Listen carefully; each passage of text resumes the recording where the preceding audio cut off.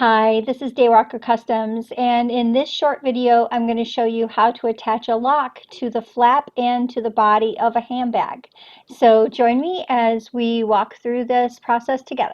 To place the male portion of the lock onto this piece of it'll be the front of the bag. So you're going to take your pattern piece A, and you're going to mark the center of the turn lock right here, and I usually just fold this over, and then I can kind of see my lines. If you hold it up, I don't know if you can see it, I can kind of see my line here, so I know about where it is. But by folding this over, I make sure that I get that center point, and then I take a heat erase type marker, and I'm just going to draw my point right here. So now I've marked the front of the bag with my X where I'm going to be placing the locking mechanism. So I can put my pattern aside, and the next thing I want to do is we're going to be using this part of the lock, the male portion of the lock is going to go here, and this is the bracket that attaches with it, and I'm going to kind of just gauge about which pieces I'm going to put this in, and it actually looks like I'm in on the second one on one side and the third one on the other side easily from the center. So I'm going to take this bracket and lay it right on that center mark that I just made. And then I was 2 in on one side and 3 in on the other side. So I'm going to make my marks for my prongs. And so now I have the marks I've made for my prongs here. And I'm going to use my seam ripper to carefully open those up. You want to be really careful because your seam ripper can get away from you, so you just want to move really slowly because you only want enough for the prong to get through snugly. You don't want it to be real loose. So you got to be real careful when you're pushing because it can get away from you really quickly. Sometimes you can put your finger there so that it can't go any further, but just need to be really careful. And then you're going to put your prongs through those holes you just cut, like that. And then you're going to turn it over and take your bracket and put that in place. And then you're going to fold your prongs in on top of that bracket like that. And then I usually put it over on this side and kind of give it a good press down with my palm. Just kind of give a little bit of a flat push there to install my lock. And then I'm going to take a scrap piece of woven fusible interfacing, and I'm going to cut it big enough to go over this, and then I'm going to iron that on top of that.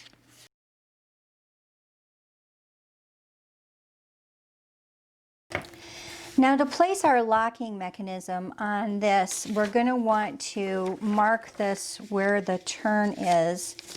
And this is, remember I have my seam allowance on here now, so I'm going to butt that up against the edge, and I've got my seam allowance here. And then I'm going to fold this in half, approximately in half. And this is where we're going to mark it right here.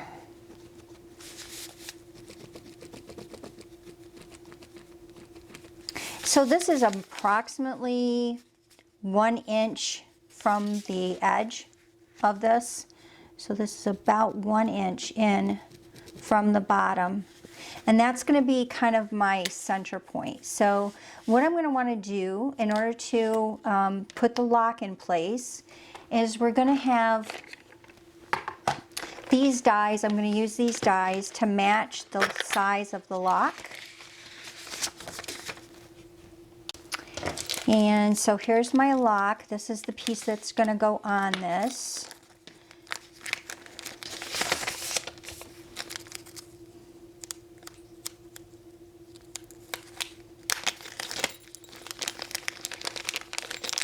Be really careful with the screws too, because they're very small. You don't want to lose them. Trust me, I've done it. Okay, so this is how it's going to fit. So you're going to have this on the front and this on the back. This piece on the back. So you're gonna put this piece on the front, and then this piece will go on the back. So what we're going to do though is I'm going to use this back piece as kind of my measuring tool. So I know approximately where I want to put this. So that's about my center point. And so I'm going to draw in my pen. I'm going to draw in the square here. Make sure that it's right on center.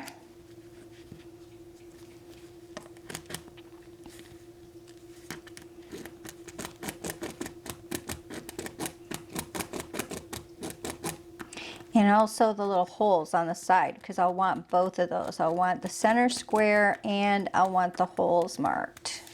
Okay, it's good enough I can see it. You probably might not be able to see it, but I have drawn the square here and I've got my 2 round points for the screws. So what we want to do, that's where this comes in.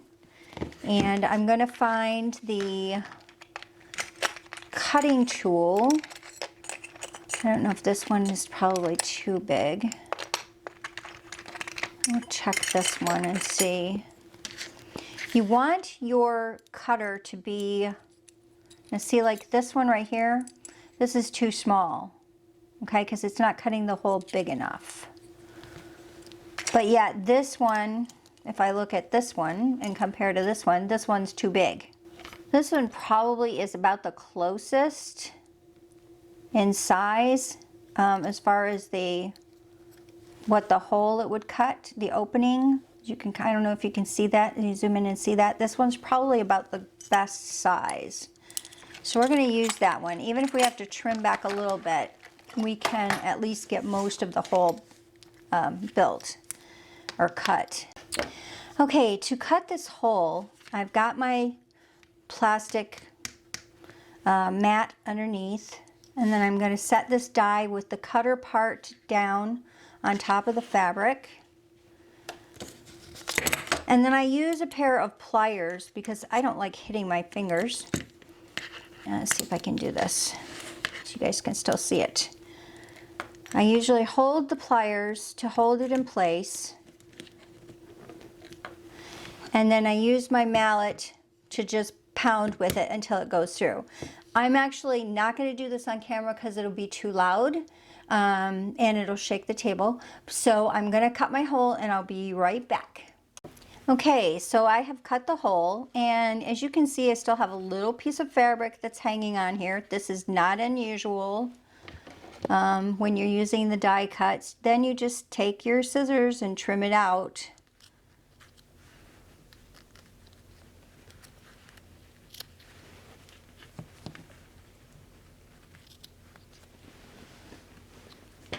And then I have my hole cut for the lock. And so let's double check it to see how it is for size. And if I lay that over it, and look at that, so let's see. It's pretty close. It's not quite, there's still some fabric showing through there. So I think what I'm going to do is I think I'm going to use my scissors and I'm going to cut away just a tad bit more of this on the side, just to make that a little bit bigger hole.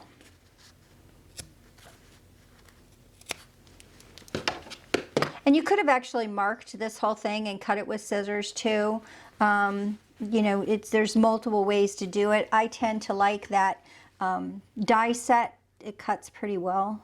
Okay, so the next thing I need to do is I need to punch the holes that are on the side for the screws to go through.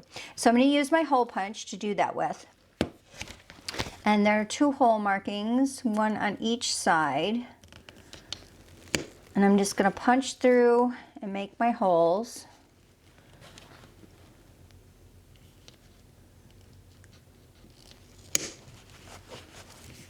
Okay. Now, if I have done this correctly, when I lay this on top of here, it should line right up. Let's see if I can hold it up. I don't know if I can hold it up so you guys can see it. Basically, I've got the holes lined up. There we go. That's about as good as I'm probably going to get with the camera. The holes are lined up there and my hole is lined up there. So I'm in pretty good shape to put this on. So as I said before, this goes on the front. This goes on the back. So I'm going to lay this down here. And now you can see, I can see my screw holes really, really well. I don't know if you can see it that way. I don't know if I can hold this up so you can see it. And so that is going to go on that side. And we'll get the screws ready. Okay, so one of the things that I also do is I usually take a little bit of a tacky glue. This happens to be Aleene's tacky glue. And I want to put that on the screw holes. That helps make sure that that cements those screw holes in there pretty well. So that the screws will hold and they're not going to come out. You should put a little bit in each one. This is coming out really slow. Put a little bit on each screw hole. I think my bottle is getting a little empty here. Okay, and then I'm also going to need my screwdriver for my screws. And this is a really great little toolkit my husband bought me. It has the best little screwdrivers. Okay, so now that I've got this set, I'm going to be putting this on this side here, okay? And then I'm going to hold that in place and I'm going to use the screwdriver, actually it goes this way, to insert my screws. So here's my first one. Put that right down in there.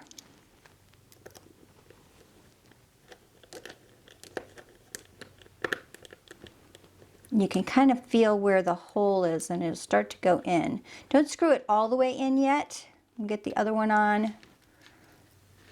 This particular lock comes with a spare, which is good.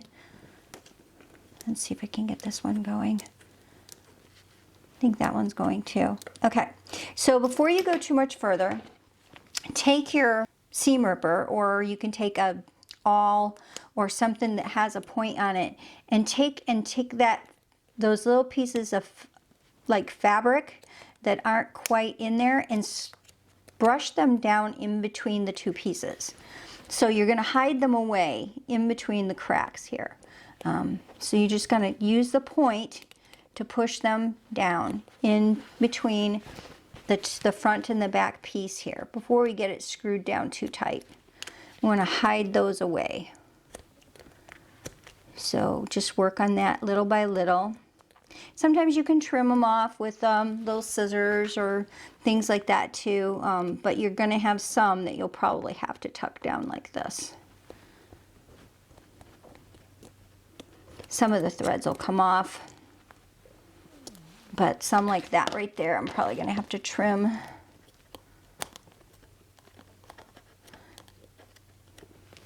So between trimming and hiding, you want to make sure that the metal inside there is nice and clean. You don't want any strings or stragglers showing through. You want to tuck that down all inside of there.